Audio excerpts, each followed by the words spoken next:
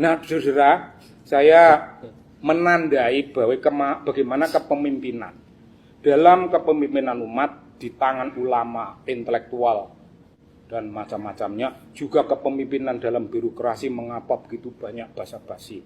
Si Ahok itu orang biasa, dia hanya biasa kerja keras, dia hanya biasa mengabdi, dia hanya biasa melakukan apa yang layak dilakukan, dia biasa terbuka, tidak bohong, hidupnya dikontrakkan.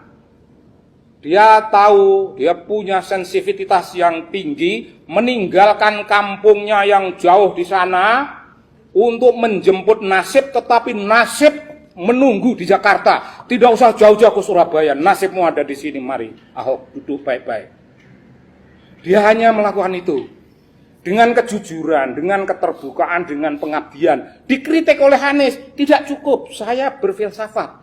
Filsafatmu itu harus diterjemahkan dalam tindakan menjadi yang dilakukan Ahok. Ahok nggak perlu filsafat, karena tindakan Ahok melahirkan filsafat.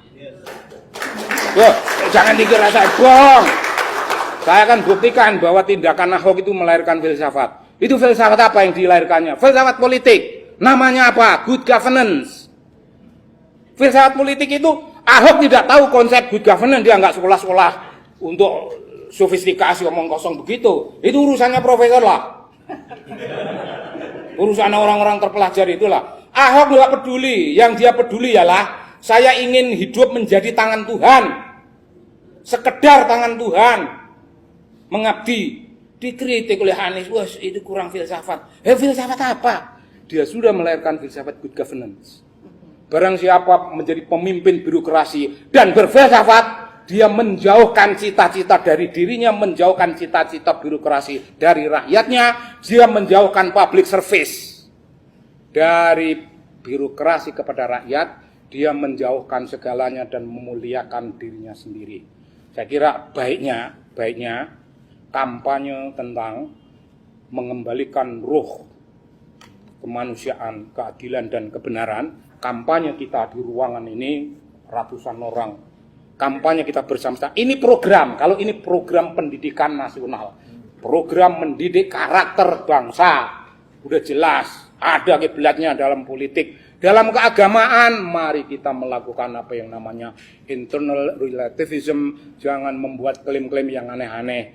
Kami hanyalah hamba-Mu ya Allah, yang bukan siapa-siapa kecuali hanya sekeping jiwa telanjang yang kerjaannya meminta dan meminta, tidak ada habis-habisnya. Dan kalau Engkau tidak memberikan, kami akan meminta lagi, terus menerus bersujud.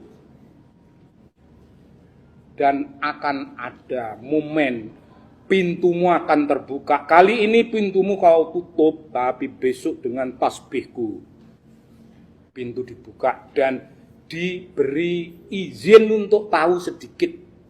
Marilah kita mencoba untuk tahu sedikit ini.